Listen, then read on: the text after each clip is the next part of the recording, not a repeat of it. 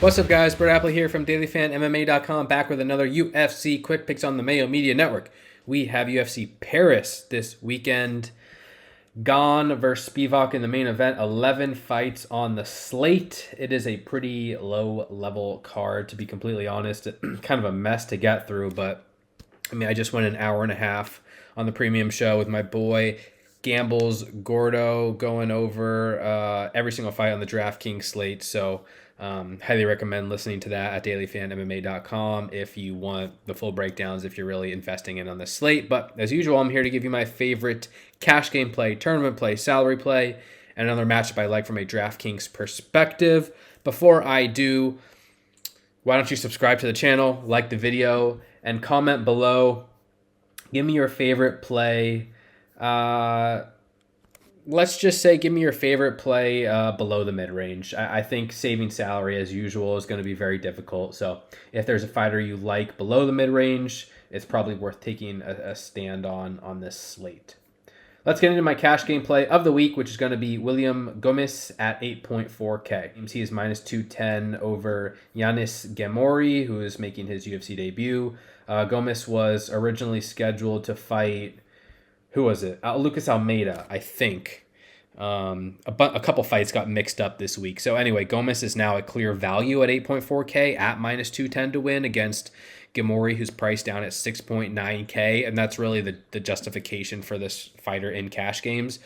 Gomez is not the best DraftKings scorer, though. And I need to point out that he literally just scored 42 points in a win his last time out. So he's a guy who fights in slower paced matchups, who does not initiate exchanges, who does not want to engage too much, and that really can inhibit his ceiling. And I think that's a reason to maybe pivot away from him in tournaments.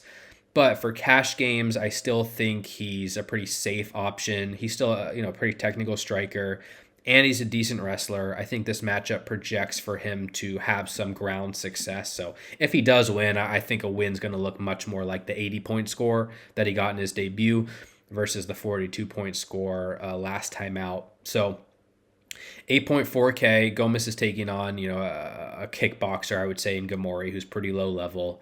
And yeah, Gomez is just pretty defensively sound. He's only absorbing 1.1 strikes per minute, 81% striking defense, 71% takedown defense. He doesn't produce a lot of offense, so you got to temper your expectations here. But value is very important in cash games. He has much more win equity than fighters in the surrounding price tier, which is why I think he's an excellent cash game option there at 8.4K. Next up, my tournament play of the week. Let's roll with Anže Lusa at 8.8K in what should be a high-paced matchup against Rhys McKee. Lusa's only minus 164, I'm seeing. So McKee could project as the value side or like the better value on DraftKings at 7.4K. I also think he's an interesting option.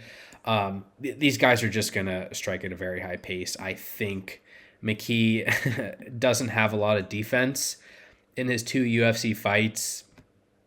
I mean, he just got destroyed by Khamzat Chimaev. But he gave up 176 strikes and 3 takedowns to Alex Morono in 2020. And he's now coming back for his second stint. It's just Lusa. If Lusa wins, he's going to land a lot of strikes. Lusa can also wrestle a little bit. Lusa just landed 129 strikes and 2 takedowns in a decision win that scored him 124 DraftKings points. Is he going to duplicate that? I don't know. He's only plus 180 to win inside the distance, so there's not like an insane amount of finishing equity. But I just think we're going to see a ton of exchanges here. McKee is very willing to eat strikes, so Lusa projects well in terms of volume. And Lusa also should be the better wrestler, could land 2 to 3 takedowns, and that could be very, very impactful, especially at 8.8K. So I would like a finish, but at 8.8K, I think he has a very moderate floor and ceiling in a win based on offensive production. Not sure he's going to be super popular either because he's only plus 180 inside the distance, not a big name or anything. But I like this matchup in tournaments, and I especially like the Lusa side there at 8.8K. Next up, I'm going to roll with my salary play of the week. We're going with the main event underdog here in Sergey Spivak, who could end up being popular. He's plus 1 49 is the underdog to Cyril Gane in the main event. I've gone back and forth on the main event. I think you can make a case for both sides. Spivak is the more obvious DraftKings target, I think, because he has a clear grappling advantage, and Gane is just not very good defensively as a grappler, defending takedowns at 45%. Spivak is averaging 5.05 takedowns landed per 15 minutes.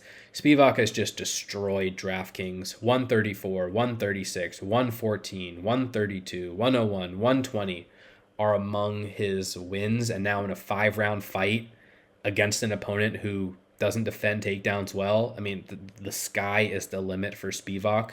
If he loses, he loses. And I think Gane's an interesting tournament target as well. Obviously, the superior striker there and probably better in an extended fight. But Spivak is 7.5K. I mean, 7.5K at plus 150-ish to win, plus 250 to win inside the distance, and just an insane amount of grappling upside, even in a decision. I mean, he's going to score a ton of points. So if Spivak wins, I expect him to be on the optimal lineup. That's far from a guarantee, but at 7.5K, I'm very willing to take chances on him. He's one good option this week below the mid-range in our main event. And finally, my matchup of the week, I'm going with the best inside distance line on the slate here. Ozdemir versus Bogdan Guskov. That fight's minus 400 to end inside the distance. And Guskov, most of his fights end very quickly. I've seen him get brutally knocked out early in fights. I've seen him brutally knock out opponents. Volkan Ozdemir is definitely known for landing big shots of his own, but he's been hurt a number of times recently and was knocked out by Yuri Prochaska, was dropped by Ankalaev, was hurt by Krylov. So, I mean, if Guskov wins this fight, it's probably a very early knockout, and he's another underdog at 7.6K who I think you got to have exposure to. I don't think Guskov rates out very well in terms of a talent projection, and he's probably dependent on early finishes, but he's plus 175 to win inside the distance here. There's a ton of variance in striking exchanges. Clear tournament winning upside at 7.6K that has Guskov.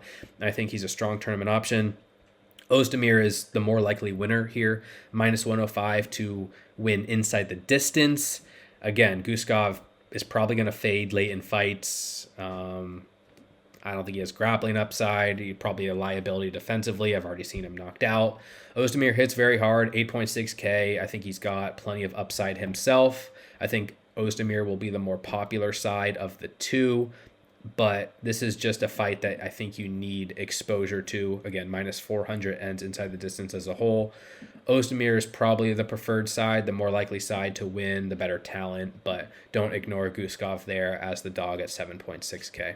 All right, guys, that's going to do it for this UFC Quick Picks. Thank you again for the support. You can follow me on Twitter, Appley, TTP, dailyfanmma.com for all your DraftKings breakdowns needs. Best of luck, guys. Take care, stay safe, and we'll talk to you all soon. Peace.